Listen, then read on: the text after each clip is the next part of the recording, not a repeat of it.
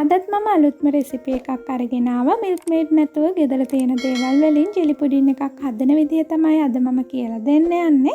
මුලින්ම අපි උණු වතුර මිලිලීටර් 200ක් අරගෙන ඒකට ජෙලි පැකට් එක දාගමු. මෙතන මම අරගෙන තියෙන ග්‍රෑම් 100 මික්ස් ෆෘට් ජෙලි එකක්. මෙතනදී ඔයාලා කැමති ෆ්ලේවර් එකක් ගන්න පුළුවන්. දැන් සීනි කැට නැති වෙනකන් ජෙලි එක හොඳට දිය කරගන්න.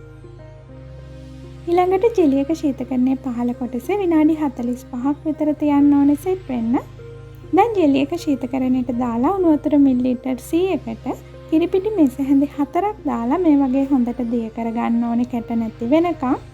දැන් ජෙලි එක සෙට් වෙනකන් කිරි ටිකත් පැත්තකින් තියාගමු. මේ තියෙන විනාඩි 45කට පස්සේ ජෙලි එක දැන් හොඳට සෙට් වෙලා තියෙන්නේ. ඊළඟට බ්ලෙන්ඩර් කප් එකක් අරගෙන ඒකට ජෙලි ටික මේ විදිහට දාගමු.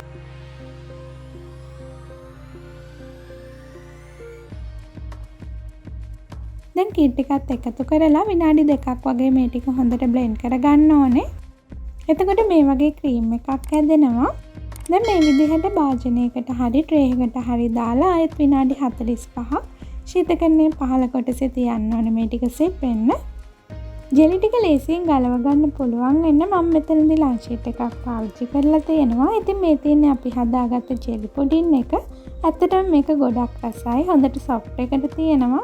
ඉතින් ඔයාලත් මේ විදිහට හදලා බලන්න. ඔයාලා කැමති නම් මේ වීඩියෝ එකට ලයික් කරන්න, ෂෙයා කරන්න, කමෙන්ට් කරන්න. තාමත් අපේ සබ්ස්ක්‍රයිබ් කරලා නැත්නම් දැන්ම සබ්ස්ක්‍රයිබ් කරන්න. ආයෙත් මේ වගේ අලුත්ම රෙසිපි එකකින් හම්බ වෙමු.